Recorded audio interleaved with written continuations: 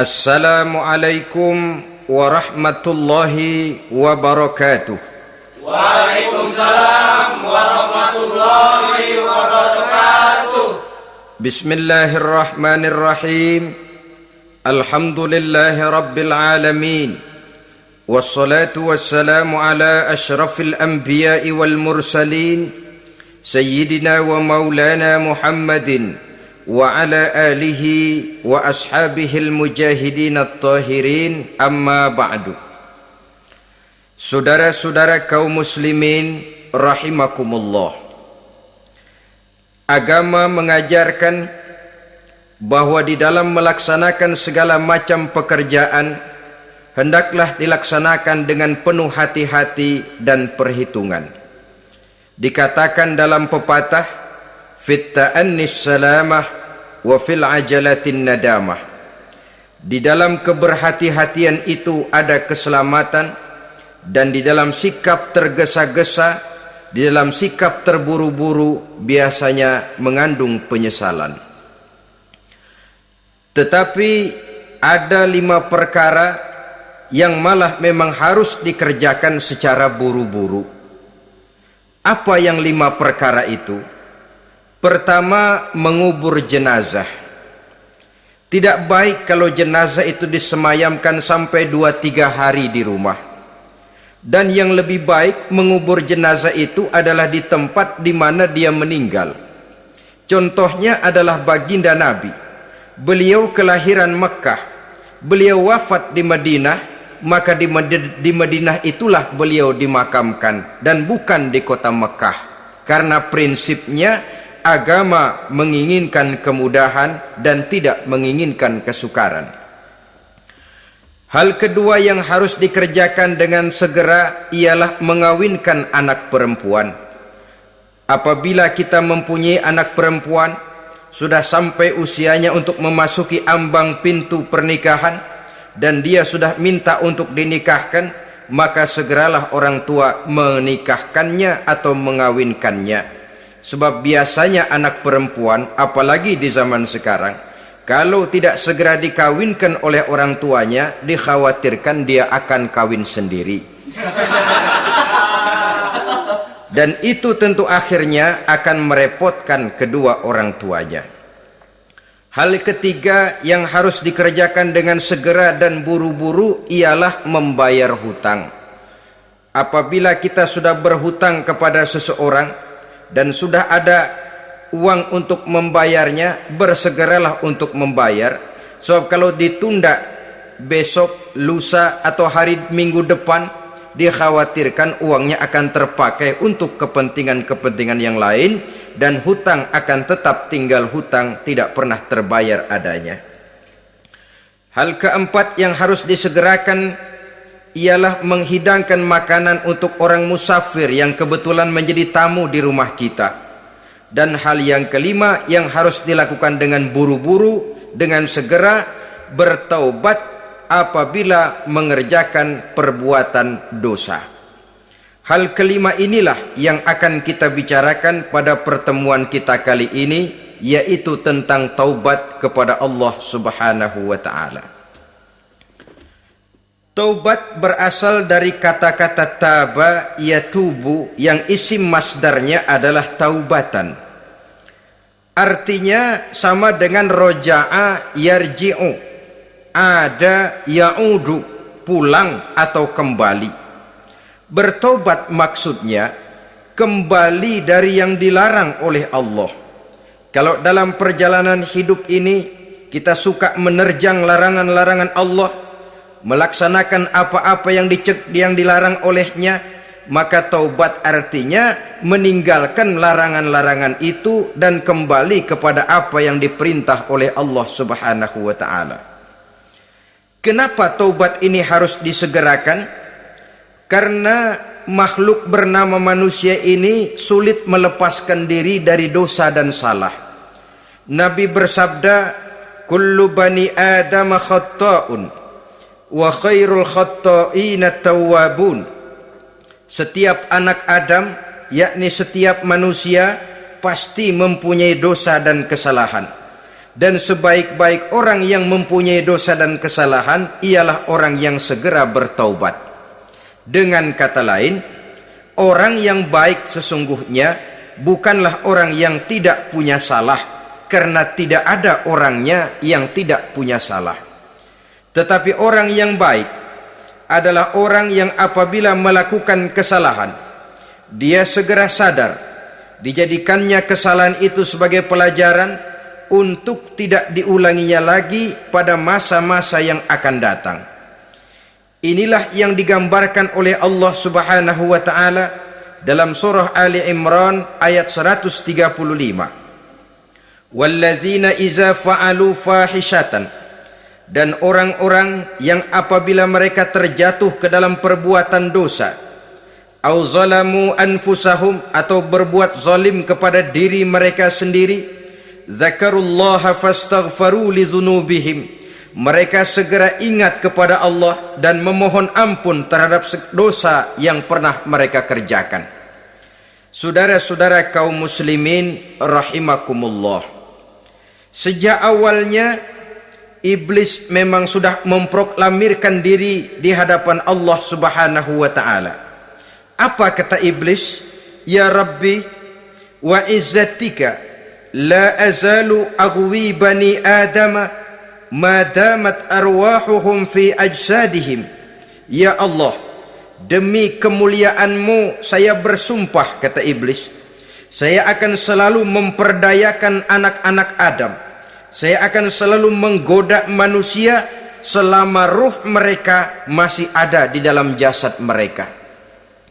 Jadi selama ruh masih ada di dalam jasad, selama itulah iblis akan selalu berusaha menggelincirkan manusia untuk jatuh ke tempat-tempat salah dan ke tempat-tempat dosa. Tetapi kemudian Allah juga memberikan jaminan. Allah menjawab proklamasi iblis ini, wa izzati wa jalali ya mal'un la azalu aghfiru lahum mastaghfaru. Demi kehormatanku, demi kemuliaanku, hai mal'un, hai yang terkutuk, hai iblis, kalaupun engkau selalu memperdayakan manusia, kalaupun engkau selalu menipu dan menggoda mereka sepanjang ruh mereka masih ada di dalam jasad, aku akan senantiasa memberikan ampun kepada mereka sepanjang mereka memohonkan ampun kepadaku. Inilah jaminan dari Allah Subhanahu wa ta'ala. Saudara-saudara kaum muslimin rahimakumullah, oleh karenanya apabila kita berbicara tentang taubat, artinya kita berbicara tentang tingkah laku kita dalam kehidupan sehari-hari. Apa yang harus kita lakukan untuk sempurnanya satu taubat? Pertama, menyesal terhadap dosa yang pernah kita lakukan. Kadang-kadang ada juga orang bertaubat, tapi bukan nyesal terhadap dosa yang dia kerjakan, malah puas katanya. Dia ngomong sama teman-temannya, saya dulu zaman muda sudah kenyang judi, kenyang zina, kenyang mabuk-mabukan, sudah puas. Sekarang tinggal benernya saja, saya sudah taubat. Taubatnya sih bagus, tapi puasnya itu yang jelek. Kenapa harus dikatakan puas? Bukan puas, menyesal. Menyesal saya dulu. Kenapa hanyut terjebak dosa? Kenapa tenggelam di meja judi? Kenapa tenggelam di minum minuman keras? Kenapa hanyut kepada perbuatan munkar dan maksiat? Saya menyesal sekali. menyesal diperintah dan bukan malah puas. Dari rasa menyesal ini nanti timbul hal yang kedua, yaitu berniat tidak akan mengulangi lagi perbuatan dosa. Kalau menyesal tapi masih diulangi lagi, itu belum taubat yang sebenarnya. Saya kapok, menyesal, tidak mau minum minuman keras lagi. Besok tidak ada minuman keras, malah pusing, nyari kesana kemari. Itu belum taubat yang sebenarnya. Jadi setelah menyesal, berniat tidak akan mengulangi lagi perbuatan dosa itu. Kalau menyesal tapi masih diulanginya lagi, itu sama saja dengan main-main. Saudara-saudara kaum muslimin rahimakumullah, barangkali itu yang orang namakan dengan taubat sambal namanya. Kita kalau makan nasi pakai sambal, pedesnya bukan main, repot, marah, ngomel. Gila, sambal pedes bukan main, taubat sama sambal. Taubat sama sambal katanya. Tapi 2-3 hari kemudian dia makan lagi, nggak ada sambal, nyari. Kemarin sudah taubat, 2 hari kemudian malah nyari. Ini bukan taubat yang sebenarnya. Penyesalannya tidak diiringi dengan berniat untuk tidak mengulangi perbuatan dosa itu selama-lamanya. Saudara hadirin, kita sudah taubat, tidak mau lagi minum minuman keras. Datang teman, minum ya? Nggak mau. Kenapa? Saya sudah taubat. Yang benar, benar. Kalau dibayarin, tahu dah. Jadi rupanya taubatnya itu cuma karena nggak ada yang bayarin. Begitu datang yang bayarin, berangkat lagi. Itu belum lagi merupakan taubat yang sebenarnya. Begitu juga kita taubat dari meja judi. Pada waktu sudah bures, bangkrut, habis-habisan, mungkin menyesal, mungkin bertaubat. Inilah akibatnya judi, rumah tangga berantakan, harta bures, anak terlantar, uang tidak ada. Taubat, saya tidak mau lagi-lagi tenggelam di meja judi. Pada saat kondisinya bangkrut, itu yang diucapkan. Tapi 2-3 hari, 4-3 minggu, 1 bulan kemudian rezekinya banyak, makmur lagi, usahanya maju lagi, lupa lagi dia kepada ucapan sebelumnya, akhirnya sedikit demi sedikit tenggelam kembali di meja judi. Ini pun belum merupakan taubat yang sebenarnya. Jadi untuk sempurnanya taubat, yang pertama menyesal terhadap dosa yang telah dilakukan, yang kedua berjanji tidak akan mengulangi lagi, kemudian yang ketiga meninggalkan perbuatan jahat itu untuk selama-lamanya. Dengan kata lain, kalau memang taubat tidak mau minum lagi, talak 3 itu minuman keras. Kalau memang niat tidak akan berjudi lagi, talak 3 itu segala macam bentuk perjudian, meninggalkan perbuatan jahat. Yang keempat, menunaikan semua fardu dan kewajiban. Sebab barangkali pada saat kita tenggelam dalam dosa, perintah-perintah Allah, jangankan yang sunnah, yang wajib saja sering kita lalaikan. Maka apabila diri telah berniat melaksanakan taubat, maka tunaikan semua kewajiban yang disyariatkan oleh agama kepada kita. Yang kelima, meminta halal kepada para lawannya dengan termasuk mengembalikan hak milik orang lain. Ini kalau menyangkut hukukul adamiyin atau hak-hak manusia. Jadi kalau kita berdosa kepada sesama manusia, Allah belum akan menerima taubat kita kalau kita belum minta maaf kepada yang bersangkutan. Adapun kalau kita sudah minta maaf tapi yang bersangkutan tidak mau memberikan maaf, itu urusan dia kepada Allah. Urusan kita adalah meminta maaf kepada yang bersangkutan. Hal yang keenam, mendidik atau melatih diri untuk bertaat kepada Allah. Sebagaimana kita dulunya telah melatih diri, memperturutkan diri untuk berbuat durhaka.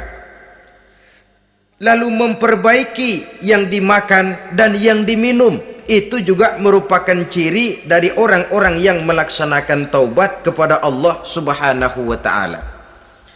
Kemudian apalagi memperbanyak istighfar di dalam kehidupan. Disabdakan oleh Nabi, inna likulli da'in dawa'un wa dawa'u zunubi al-istighfar.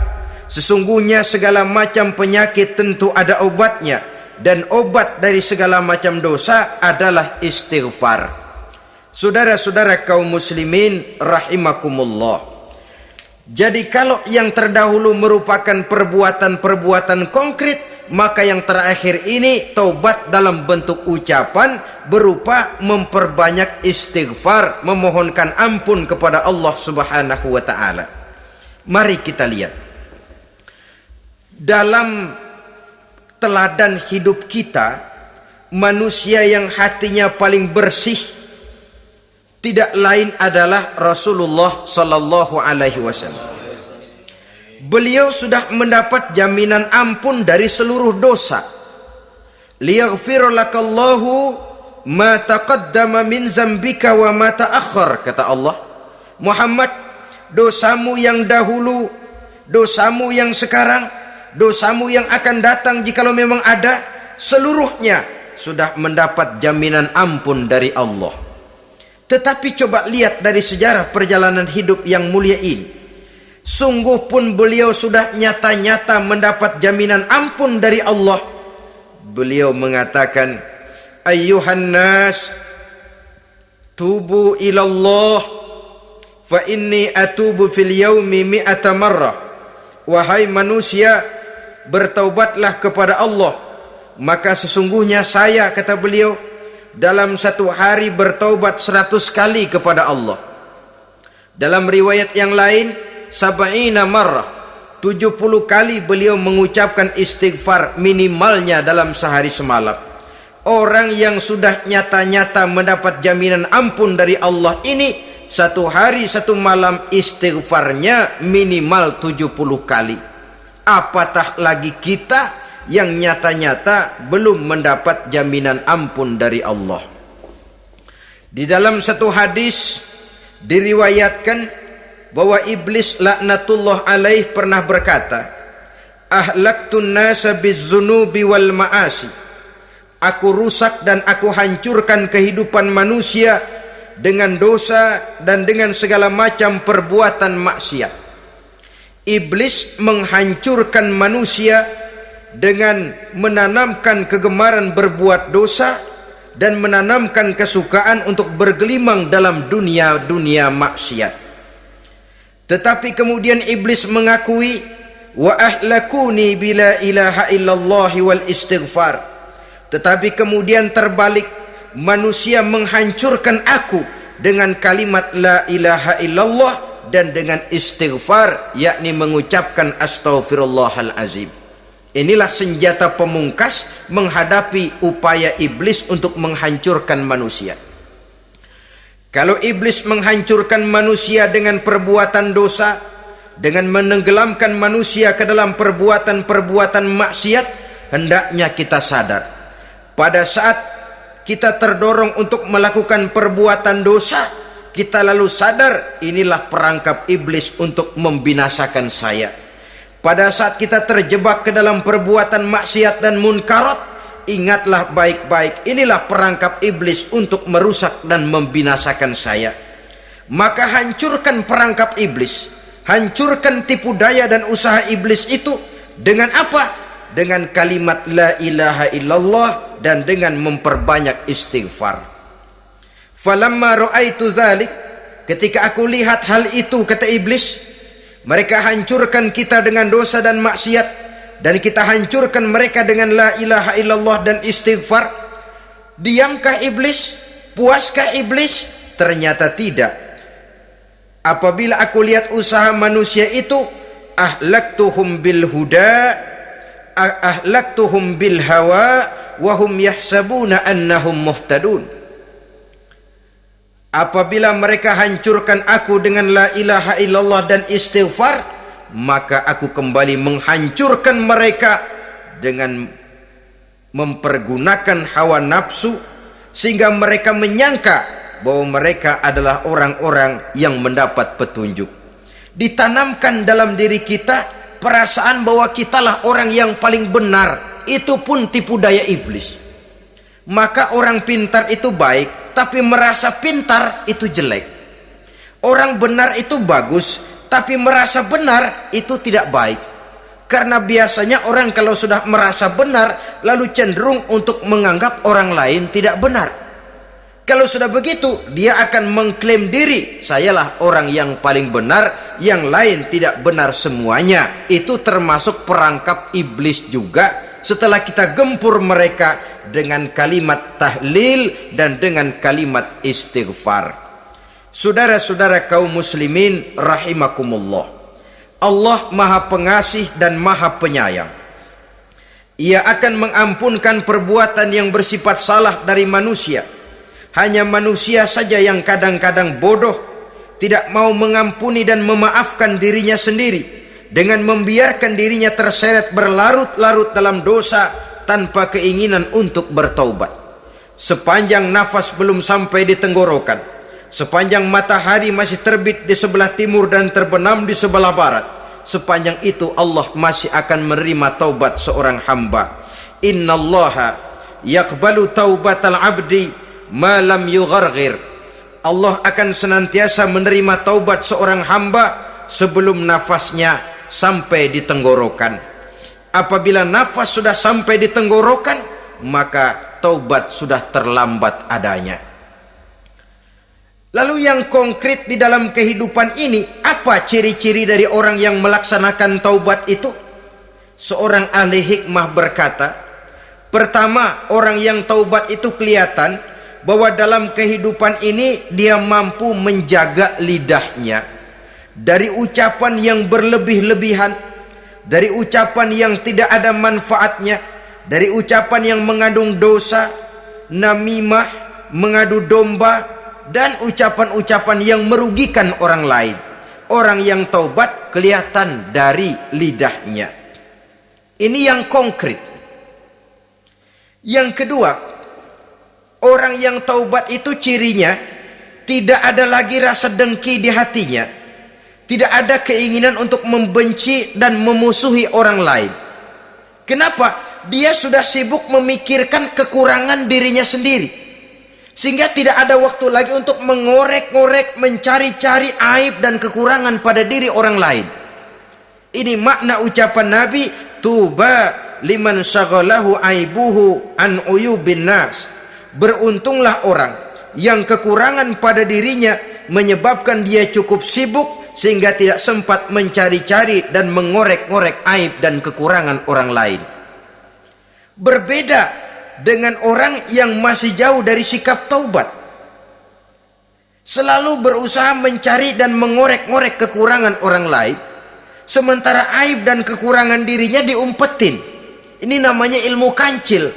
Orang lain disorotin, dia ngaling, ngumpet. Kerjaannya apa? Monten orang lain saja. Dia sendiri tidak mau diponten dan tidak mau memonten dirinya. Akibatnya apa? Sikap introspeksi tidak ada. Sikap mawas diri hilang. Sikap melihat, bercermin terhadap pribadinya sendiri hilang. Yang ada cuma menilai orang lain saja. Jadi adapun orang yang sudah bertaubat ini, di hatinya tidak ada dengki. Melihat orang lain mendapat nikmat, alhamdulillah, dia ikut bersyukur. Lain dengan orang yang jauh dari taubat, tetangganya dapat nikmat, dia meriang. Tidak senang hatinya melihat orang lain senang. Orang melarat malah tepuk tangan. Saudara hadirin yang saya muliakan, orang yang semacam ini pada hakikatnya selalu disiksa oleh perasaannya sendiri.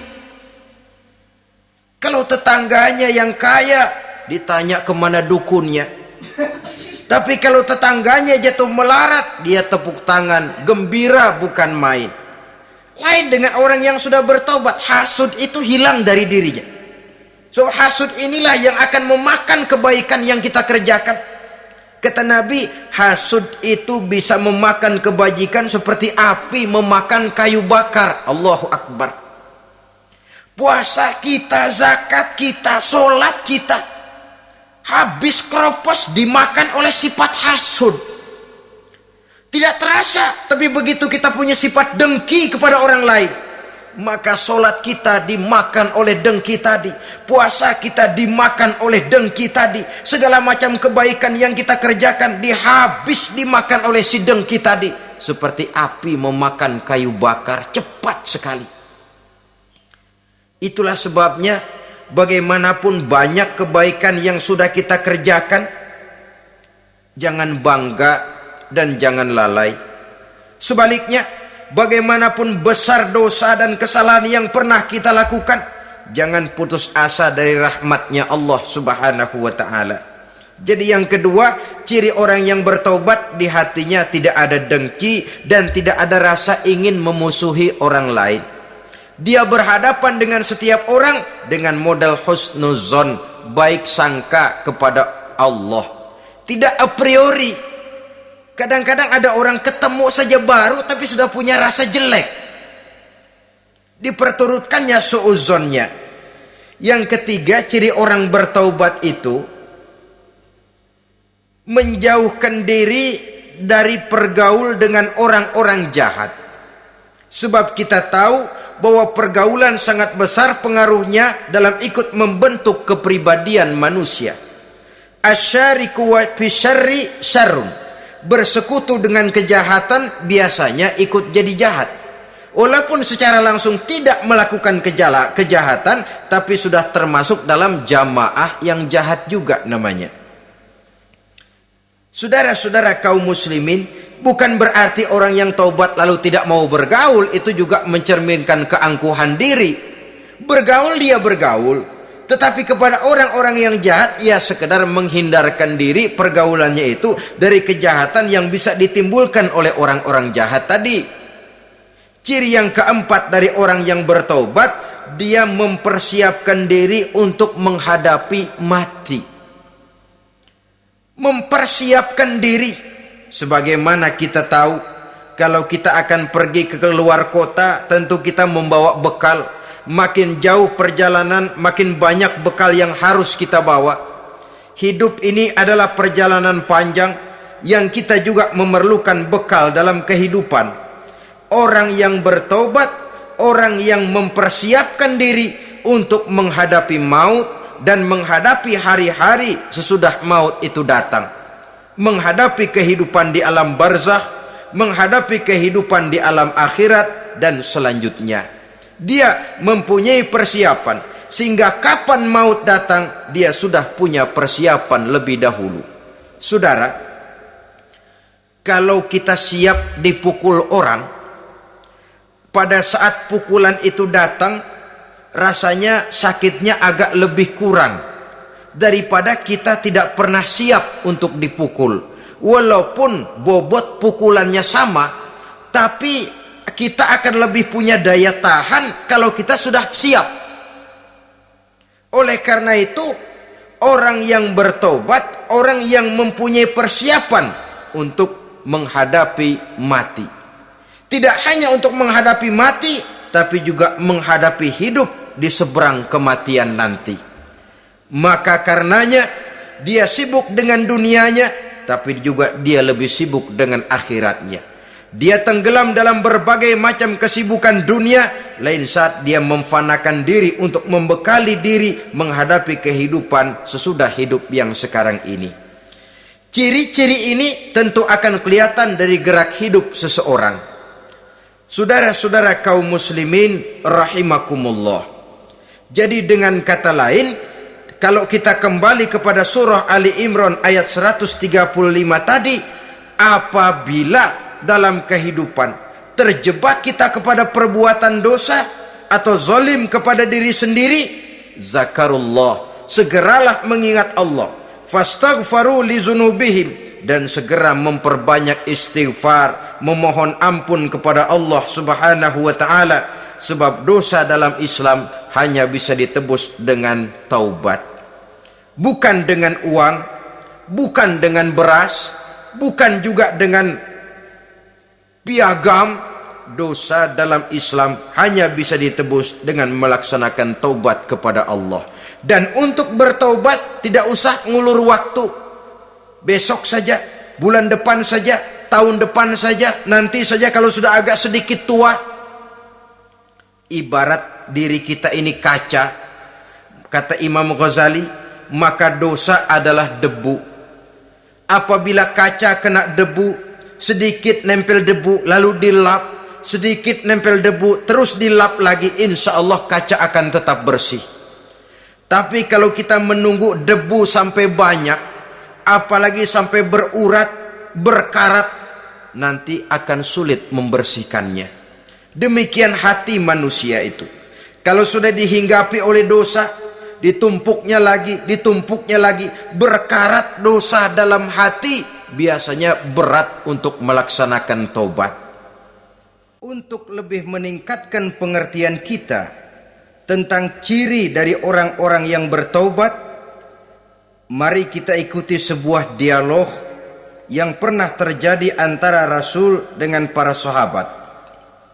Satu hari ketika sedang berkumpul dengan para sahabat, baginda Rasul bertanya, "Atadruna manit taib?"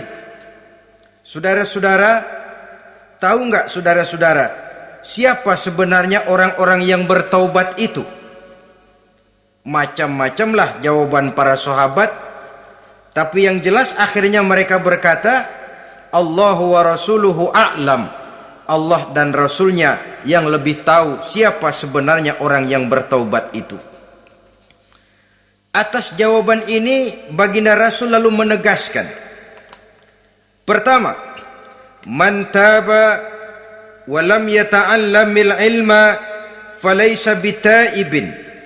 Siapa orang yang mengaku bertaubat kepada Allah lalu dia tidak mau mencari ilmu, tidak mau belajar, falaisa bitaibin, maka dia belum termasuk orang yang bertaubat.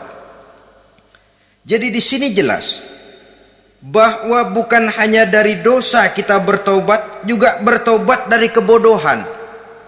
Dalam arti tidak membiarkan diri kita bodoh terus menerus. Dengan bahasa anak sekarang, bodoh tapi betah.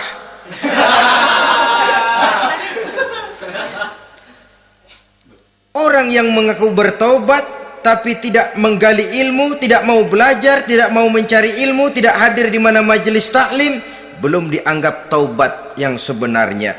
Jadi grafik orang yang taubat itu kelihatan dari kesungguhannya mencari ilmu, menghadiri majelis taklim, menghadiri kuliah-kuliah, ceramah-ceramah dan diskusi-diskusi keagamaan. Rakus dia dengan ilmu pengetahuan agama. Sehingga dengan ilmunya taubatnya semakin mantap. Ini ciri yang pertama. Lalu beliau bersabda lagi, wa man taba wa lam yazdad fil ibadati falaysa bitaibin. Barang siapa yang mengaku bertaubat tapi ibadahnya tidak tambah-tambah, maka dia belum termasuk orang yang taubat.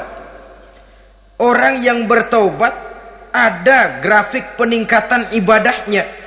Jadi kalau mulutnya taubat, minta ampun, tapi ibadahnya gitu-gitu aja, belum merupakan taubat yang sebenarnya.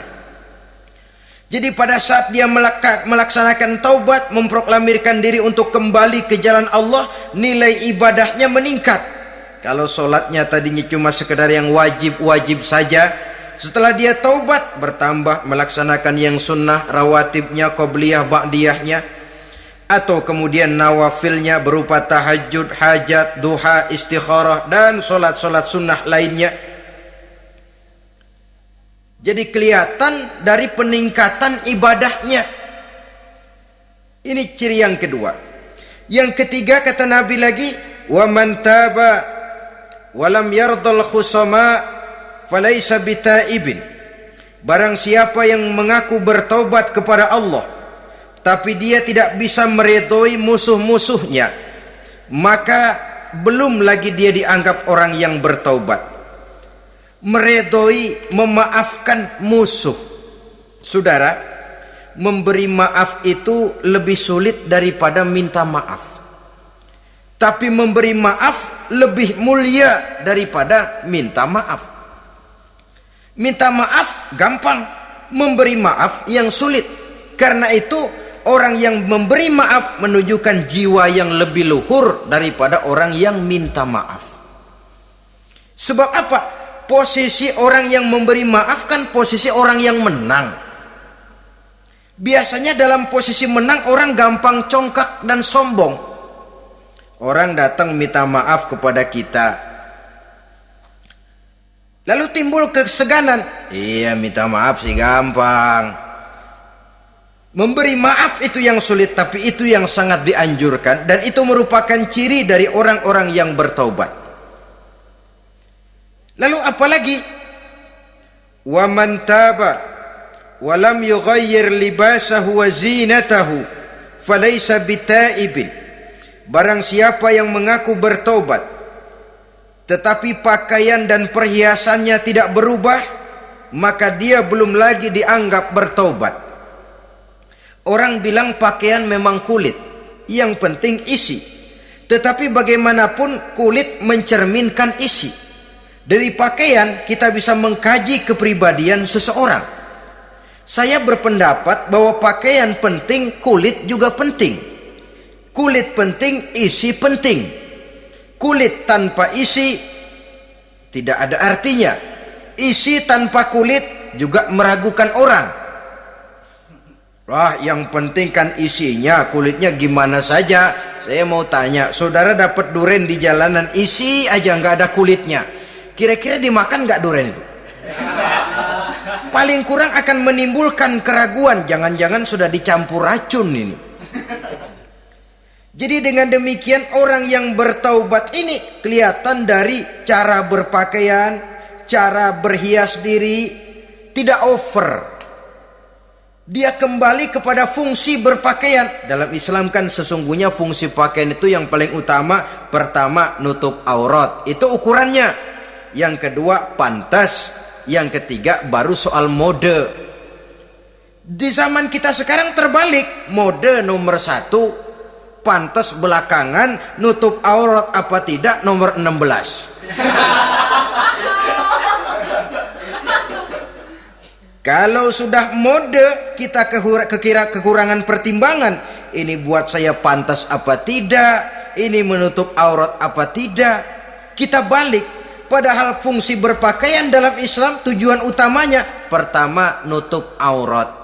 Biar modenya mutaakhir, ciptaan Pierre Cardin sekalipun, kalau memang tidak nutup aurat, ya hukumnya masih belum berpakaian. Atau juga ukuran yang kedua, pantas. Yang orang lain pantas kita pakai, belum tentu kita pantas. Kita kadang-kadang kehilangan pertimbangan. Lihat iklan bintang film memakai pakaian yang begini bagus, lalu kita pakai saja. Ya tentu namanya bintang film. Kadang-kadang pakaian untuk show dipakai buat kondangan, akhirnya habis sekampung orang nonton dia. Ya nggak pantas toh, nggak wajar.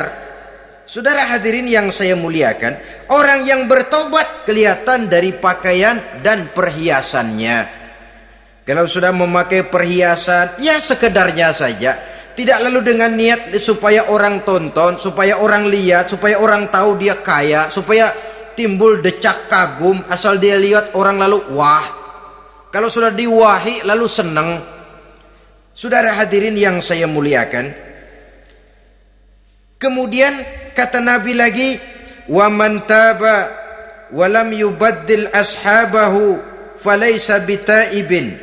Siapa yang mengaku bertaubat tapi pergaulannya dari itu ke itu saja, seperti itu juga, tidak mengalami perubahan, maka dia belum lagi dianggap bertaubat. Kalau taubat kita dari judi, jangan bergaul lagi dengan penjudi. Dalam arti jangan berkumpul di majelis judi. Ah, saya sih udah tobat nggak main judi, tapi ngumpulnya di situ terus. Ya bagaimana? Pada akhirnya toh akan terseret juga. Saudara hadirin yang saya muliakan, jadi dengan demikian lingkungan juga sangat besar pengaruhnya dalam kriteria orang yang bertaubat. Selanjutnya Nabi bersabda, "Wa man taba wa lam yughayyir khuluquhu falaysa bitaibin." Siapa yang mengaku bertaubat tapi akhlaknya, budi pekertinya tidak mengalami perubahan, maka orang itu pun belum dianggap bertaubat. Ini juga konkret. Orang yang bertaubat kelihatan dari akhlaknya. Kalau kemarin sama orang tua songong, kurang ajar, nyelongcong, maka setelah taubat dia berakhlak kepada orang tua. Kalau kemarin kepada anak muda menindas, tidak senang kepada anak muda yang maju, setelah dia taubat dia bisa menyayangi kepada anak-anak muda. Akhlak ini lain dengan adat istiadat. Adat biasanya hanya memandang yang lahir, sedangkan akhlak zahir batin dipandang. Contoh, seorang anak muda kalau lewat di depan orang tua membungkukkan badan, menurut adat dia sudah sopan. Tapi menurut akhlak belum tentu berakhlak, tergantung kepada niatnya apa membungkukin badan. Permisi apa ngina? Kan mungkin saja orang membungkukkan badan lewat di depan aki-aki karena menghina, sebab aki-aki itu badannya udah bungkuk. Jadi gerakan zahir yang baik yang diiringi dengan niat yang baik, itulah cerminan daripada akhlak. Kalau adat terlepas dari soal niat, asal zahirnya sudah oke, menurut adat oke, dia beradat. Niatnya apa? Adat tidak pernah menilai.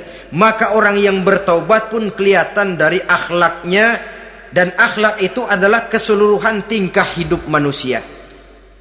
Cara berjalan ada akhlak, cara makan ada akhlak, cara duduk ada akhlak, cara tidur ada akhlak. Sehingga pantas ketika Siti Aisyah ditanya, "Aisyah, Rasulullah itu akhlaknya apa sih?" Beliau menjawab, "Karena Rasulullah khuluquhul Quran." Rasulullah itu akhlaknya Quran. Sehingga di kalangan ilmuwan lalu ada ungkapan bahwa Nabi Muhammad adalah Quran berjalan. Maksudnya seluruh konsepsi Quran sudah diterjemahkan dalam kehidupan Nabi. Maka tidak heran kalau Islam mengatur kehidupan manusia sejak yang sekecil-kecilnya sampai yang sebesar-besarnya. Cara berpakaian ada akhlaknya, kan begitu toh dalam Islam. Saudara diri di depan kaca, ngaca, ada akhlaknya, ada bacaannya, Allahumma kama hassanta khalqi fahassin khuluqi. Sampai saudara masuk ke dalam WC sekalipun ada akhlaknya. Karena akhlak adalah keseluruhan gerak hidup manusia. Orang yang bertobat kelihatan dari perubahan akhlaknya. Kemudian beliau bersabda, "Wa man taba wa lam yatwi firashahu wa bisatahu falaysa bitaibin." Siapa orang yang mengaku bertaubat tetapi dia tidak menggulung tempat tidur dan spraynya, maka dia belum dianggap bertaubat. Ini bahasa kinayah.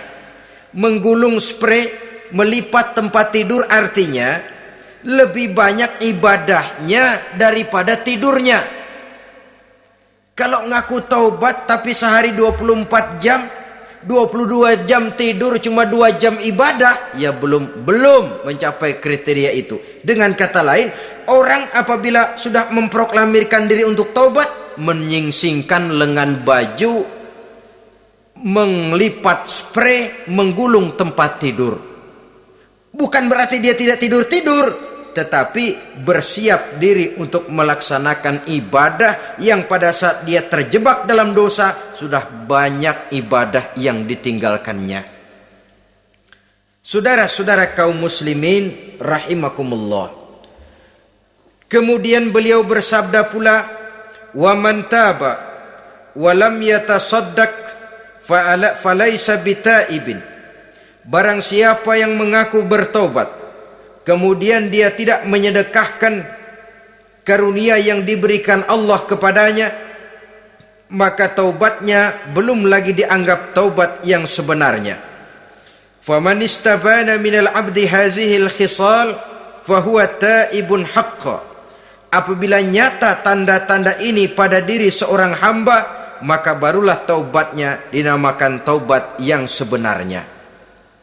Jadi untuk taubat itu ada 2 jalan yang bisa kita tempuh. Pertama, taubat dengan lisan, taubat dengan ucapan. Dalam artian apa? Memperbanyak istighfar. Istighfar yang mana? Yang mana yang mungkin saja. Kalau waktunya sempit ya istighfar yang pendek-pendek. Astaghfirullah, astaghfirullah, astaghfirullah. Mau yang lebih panjang, astaghfirullahalazim allazi la ilaha illa huwal hayyul qayyum wa atubu ilaih min jami'il ma'asi waz zunub la haula wala quwata illa billahil aliyyil azim. Ada waktu yang lebih panjang lagi membaca sayyidul istighfar. Tiap kali berbuat jahat, tiap kali diiringi dengan istighfar. Nah, ini yang bisa runtuh dengan istighfar ini dosa apa? Dosa yang ringan, dosa yang biasanya dilakukan oleh panca indera kita. Mata, ini dosa mata, insya Allah bisa runtuh dengan istighfar. Ngelihat yang haram, cepat nunduk, astagfirullah. Habis nunduk jangan ngeliatin lagi. Kadang-kadang lihat nunduk istighfar, melotot lagi, istighfar lagi.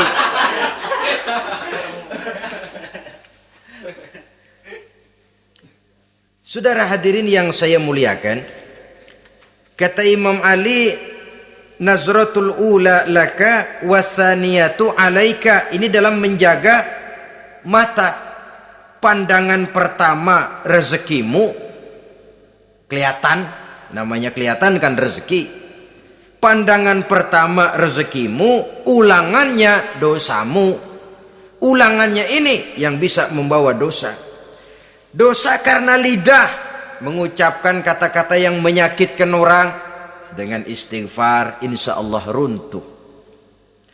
Adapun dosa-dosa besar lainnya tentu harus dengan perbuatan.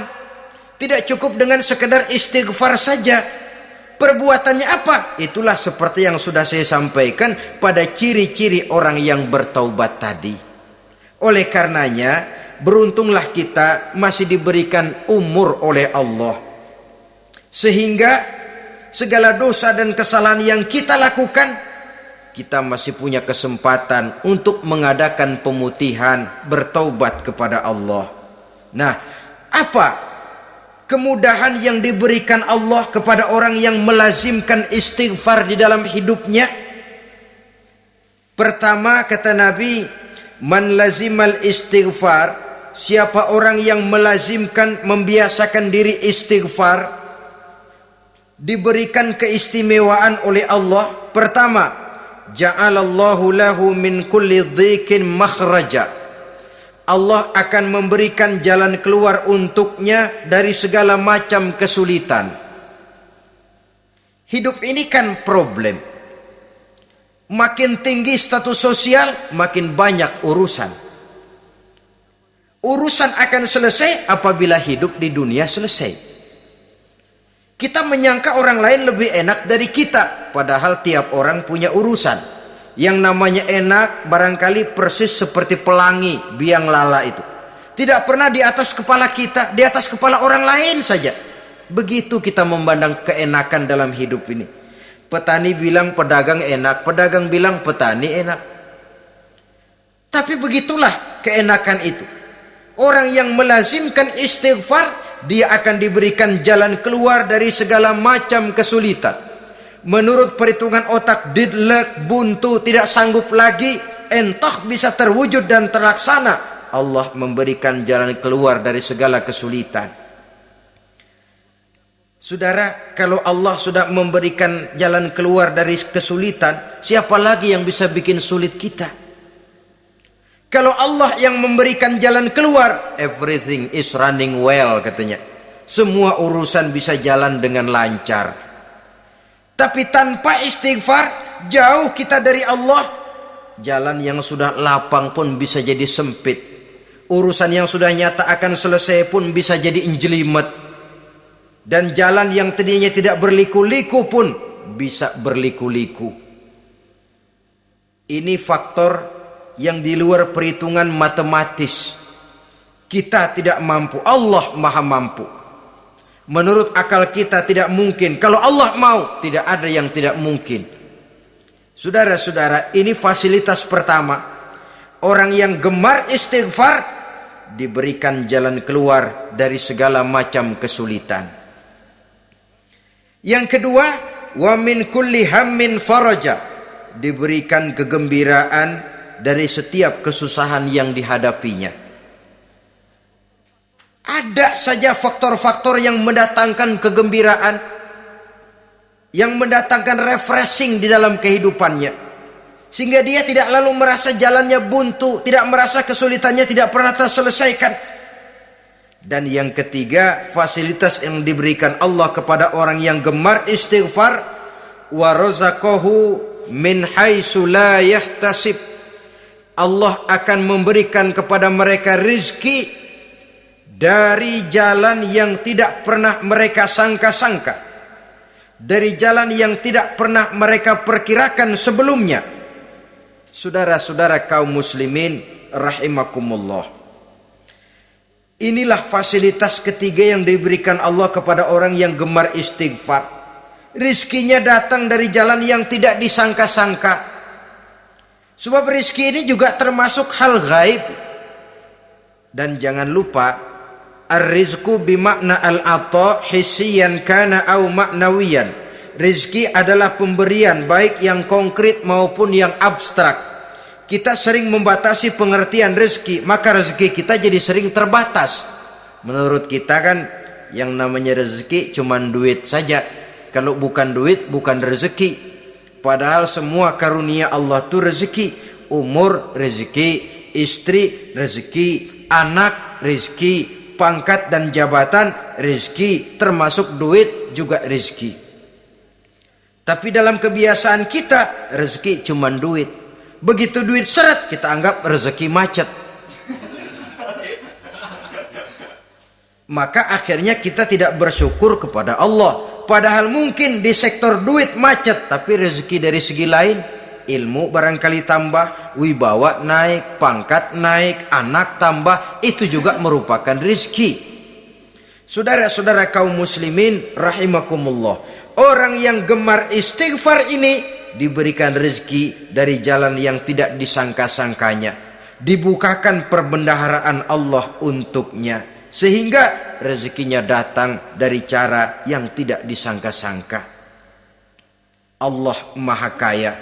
Kalau dia mau, la mani'a lima a'taita wa la mu'tiya lima mana'ta. Tidak satu kekuatan pun yang mampu mencegah apa yang hendak diberikan Allah, dan tidak satu kekuatan pun yang sanggup memberikan apa yang dicegah oleh Allah Subhanahu wa taala. Ini keistimewaan yang diberikan Allah kepada mereka yang gemar beristighfar di dalam kehidupan ini. Jangan lagi berpikir, gue sih nggak punya dosa, istighfar amat. Sombong, saudara-saudara. Manusia itu lebih baik merasa banyak dosa daripada merasa tidak punya dosa. Tanda orang bahagia, kata Nabi, 4. Pertama, orang yang selalu ingat kepada kesalahan yang pernah dia lakukan. Itu orang bahagia. Selalu ingat kepada kesalahan yang pernah dilakukannya, sehingga pada saat akan melakukan kesalahan yang baru, dia mikir-mikir, dosa gue yang kemarin udah 3 keranjang nih, nambah lagi. Ingatannya terhadap kesalahan yang lalu akan merupakan langkah preventif yang mencegah dirinya untuk tidak menambah kesalahannya. Orang bahagia, orang yang selalu ingat kesalahan yang pernah dia lakukan, terbayang di pelupuk mata, bukan ngumpet-ngumpetin dosa. Sebab apa yang mau kita umpetin di hadapan Allah? Yang kedua, tanda orang bahagia itu orang yang selalu melupakan kebaikannya. Kalau dia berbuat baik, dia lupakan, dia anggap dirinya belum pernah berbuat baik, sehingga di mana ada kebaikan dia tidak bisa ikut, dia merasa sangat rugi, sebab dia anggap dirinya belum pernah berbuat baik. Yang ketiga, tanda orang bahagia, dalam urusan dunia dia lihat ke bawah.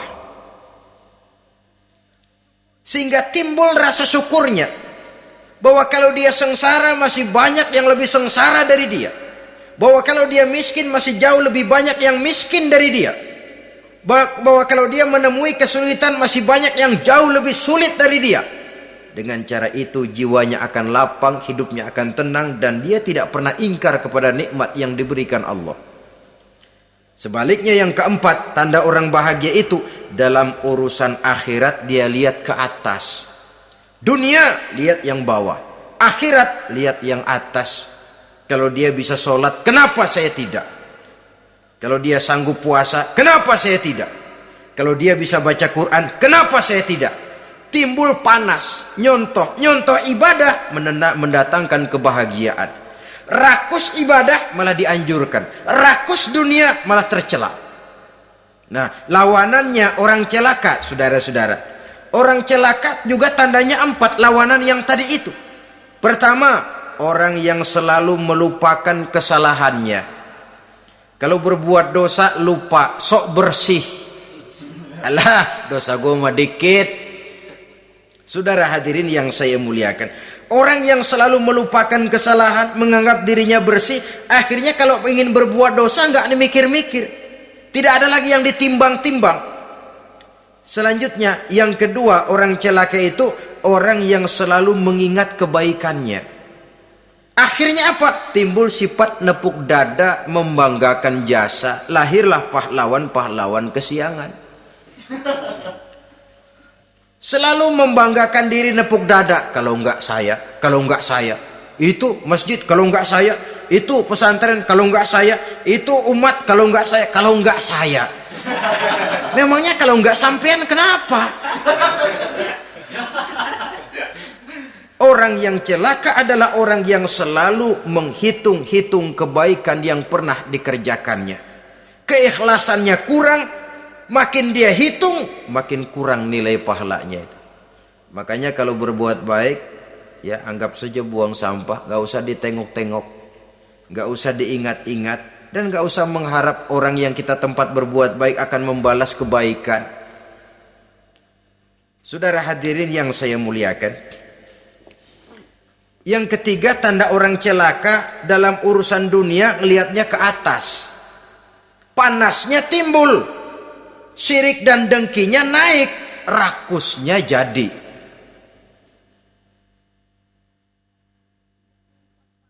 Timbul sifat panasnya itu, tidak mau ngerti. Kalau tetangga saya bisa beli kulkas, kenapa saya tidak? Kalau tetangga saya bisa beli motor, kenapa saya tidak? Kalau tetangga saya bisa beli mobil, kenapa saya tidak? Gaji nggak cukup, tuyul piara.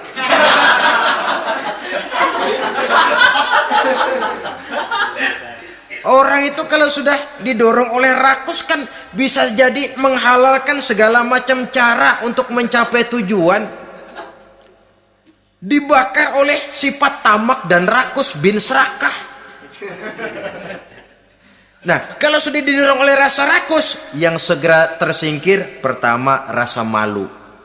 Orang kalau sudah rakus nggak ada malunya, rasa malunya hilang. Padahal syarat jadi orang itu kan kalau punya rasa malu. Nggak punya rasa malu, kurang syarat jadi orang. Akan bagaimana jadinya masyarakat, bahkan bangsa dan negara, kalau rakyatnya sudah tidak punya rasa malu. Yang kedua rasa takut hilang, terutama takut kepada Allah. Sirna sama sekali. Sudah tujuan menghalalkan cara. Yang keempat tanda orang celaka, dalam urusan akhirat lihatnya malah ke bawah. Kenapa kamu enggak sholat? Itu bapak anu yang tuaan, enggak, saya enggak lagi.